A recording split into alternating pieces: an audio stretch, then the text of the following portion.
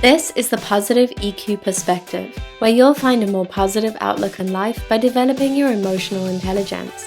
My name is Kirsty Gwynn. I'm a coaching psychologist and speaker, and I'm passionate about helping people to experience more calm, contentment, and joy every day. Money doesn't buy happiness. It's a popular saying, but is it true? If you've ever worried about not having enough money or felt limited in your choices of what you can do in your life because of how much money you have or don't have, you've probably wondered if this old adage can really be true.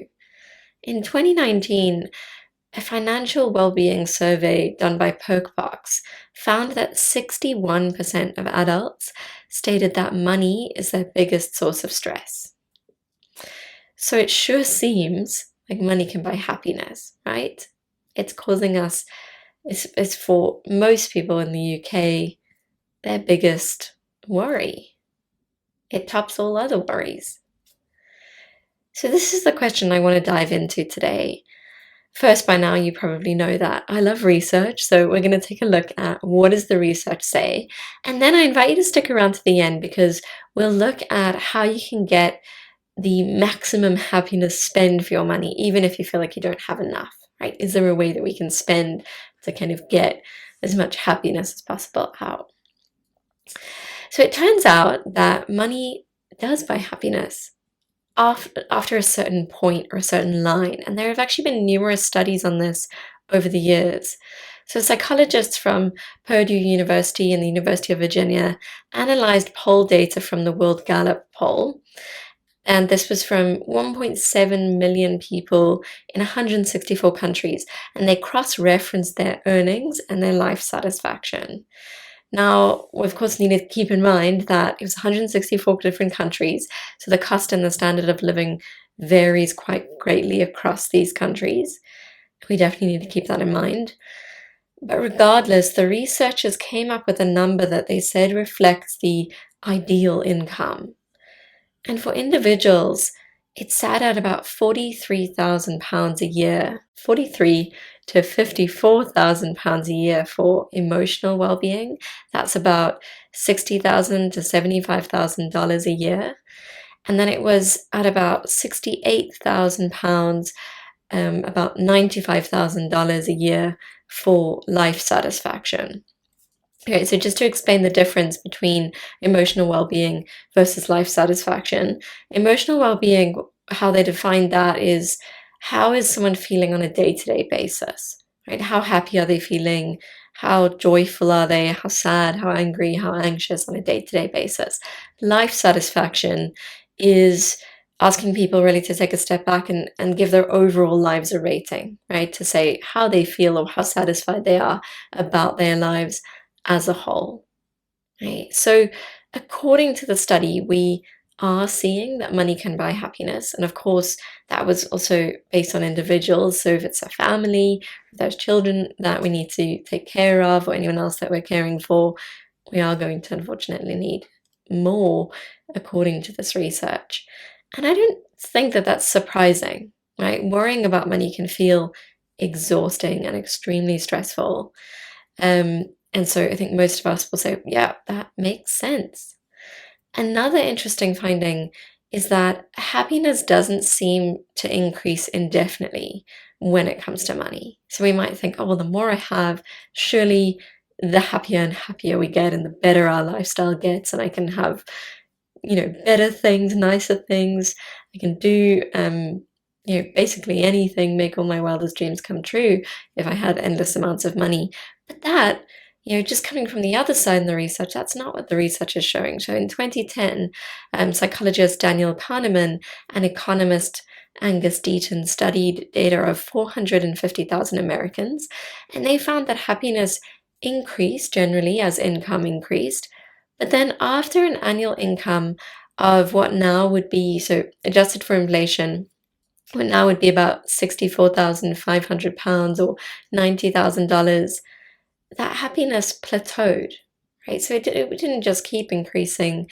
It seems that above that certain line, happiness no longer is rising. It seems like it doesn't make us that that happy afterwards, right? The difference between perhaps our lifestyle um, compared to how much happiness we're getting out of that is pretty on par. Even below that line, happiness doesn't always increase. So, according to financial therapist Lindsay, I'm going to try to say this properly, Lindsay Bryan Podvin, one trap that we can fall into is that as we earn more, we continue to raise our expenses so that we never really feel like our lifestyle is improving. And this can keep us feeling like we're on a constant treadmill where we're never really achieving a higher life satisfaction.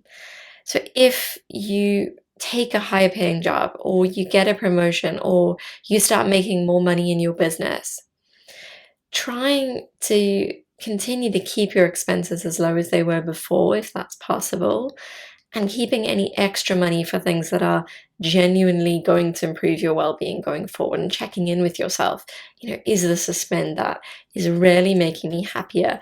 Also keeping in mind that we adjust to any new situation. So there's something called hedonic adaptation, and it's that the human brain gets used to things, right? This is kind of why when you have some exciting new change, it feels really thrilling and joyful at the start.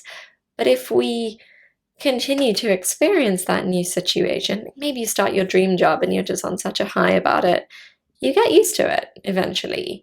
Um, and it's the same that if you buy yourself a nice piece of clothing or something else that you really wanted, maybe you saved up for it, um, you're gonna get that boost, but then eventually it drops off, right? And I say eventually, but it's actually pretty quick that it can drop off, right? Maybe we're getting not even really 3 months, maybe even just a couple days or a few weeks of that joyfulness before we adjust. So keeping that in mind, and checking in, is this kind of a once-off spend, acknowledging that I'm not going to get a lasting boost from necessarily purchasing something new unless it's something that maybe changes my lifestyle for the better, in that it removes stress or it increases joy on a consistent basis, right?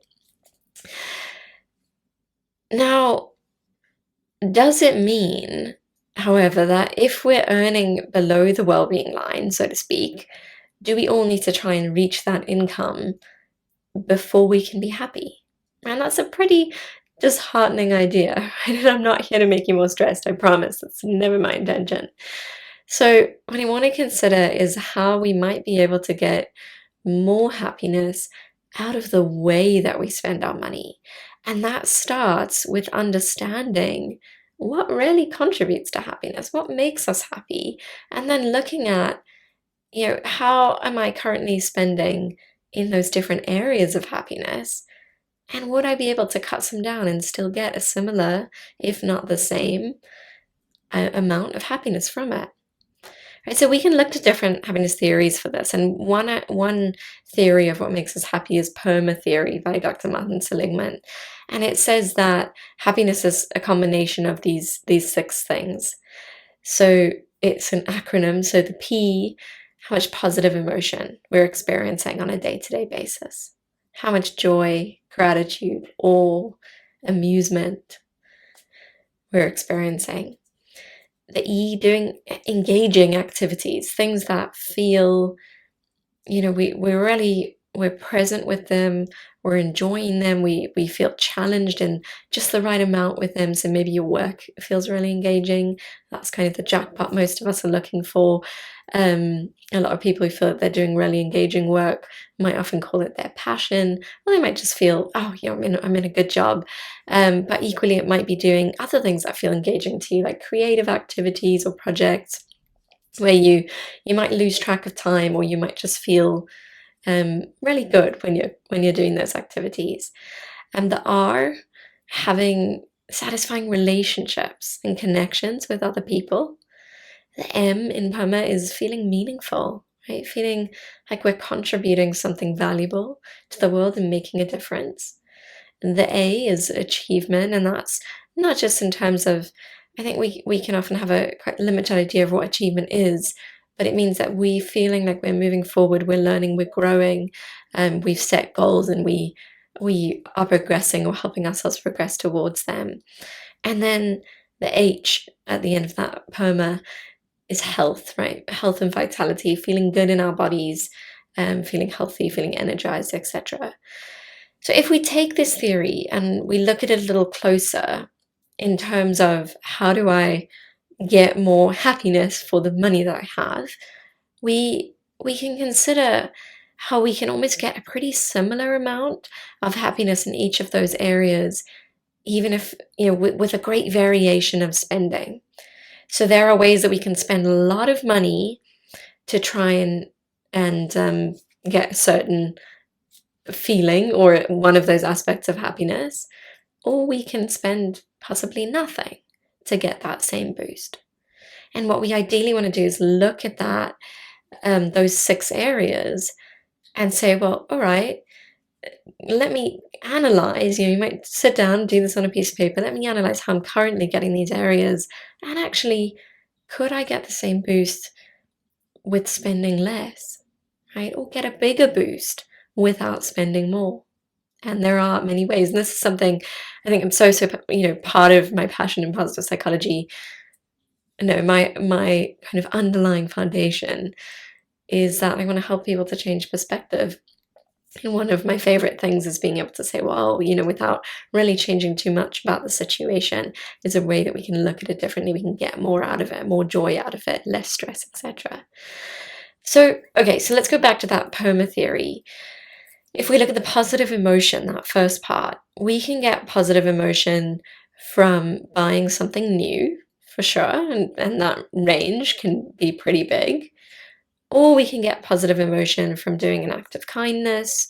We can get positive emotion from listening to music, from reading a good book that you maybe even just took out from the library, depending on what you're into and what your personal kind of joy triggers are.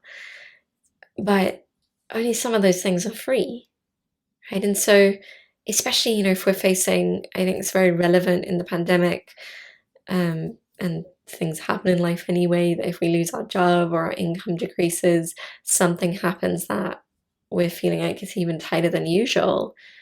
Looking at this and saying, okay, is there a way that we can shift to still get positive emotion, but finding it from maybe different sources that don't necessarily cost as much, right? If we have kind of enough money to spend to be able to go explore a new city, right, to travel, or to go to a music concert, obviously that's a lovely injection of positive emotion, but there are other ways to get it without having to spend that money, right? So keeping that in mind and just having to think a bit differently about it, how we can get that out.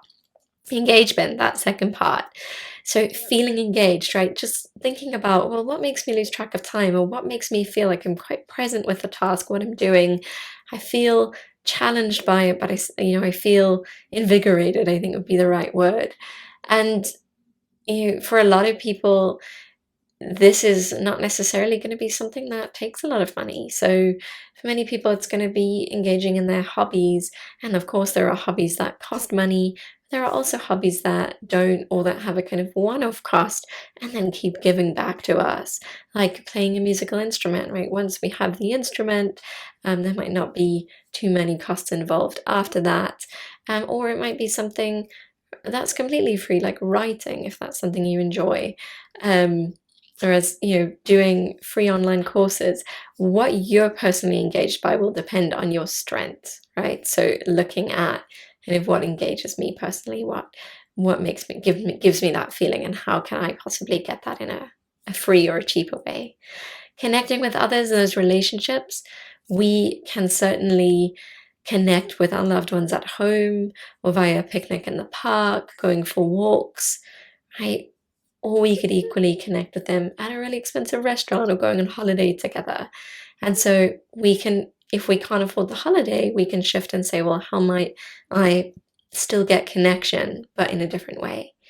So the difference in happiness that we gain from those activities when we really get into it is not that different, right? At face value, it might seem like it's much, much more, but whether we're laughing with our friends around our dinner table at home or in an expensive restaurant, the difference is not that significant in terms of our overall well-being. Personal projects and achievements, right? That might be, so when it comes to achieving more and feeling like we're growing, are there personal projects that we want to do that don't necessarily take a lot of money from us? And recognizing here, I think that achievement goes beyond money. This is one that we can get stuck on. And something that I find with a lot of clients is that we can just be really hard on ourselves in terms of what achievement looks like and feels like to us. And sometimes it's about shifting our perspective and acknowledging what we are doing and what we have achieved, rather than kind of always looking to the future and looking to achieve more or achieve more goals. Goals are important to us for sure, but we also want to give ourselves credit and acknowledge what we have achieved. And then, that moving forward, that learning, we can certainly do courses that are expensive, or we can certainly do, there are so many amazing free courses online that we can learn from. And so much free information now at the age of the internet, which is amazing. And then that health and vitality, right? Looking at, well, I could actually exercise at home. Again, using the resource of the internet, there are amazing things on YouTube that I can lean into. Equally, I could go and I could actually spend money at the gym or going to different classes like yoga classes, etc. And if it's the social side of things that we like, but maybe we're financially limited, thinking and getting creative about, can I join like a free hiking group? Or there might be free events in your city or wherever you're living. And so again, just being thinking out of the box. So we might need to be more creative and much more intentional about how we spend our money, depending, if we're living kind of below that well-being line. And we certainly can't reduce all financial stress, but if we apply this framework, maybe we can find that money can impact our happiness just a little less, which is pretty reassuring. Well, that's it from me. Thank you so much for listening. And if you enjoyed this episode, please subscribe. Every subscriber counts, and it helps this information to reach more people. Thank you, and I'll see you next week on the Positive EQ Perspective. If you're looking to calm negative thoughts, accept yourself, and live joyfully, then you need my free roadmap to overcome negative thinking. You'll discover 7 steps to follow, as well as 3 mistakes most people make trying to improve their mindset and life that only make things worse. Visit positiveeq.com/free. That's positiveeq.com/free.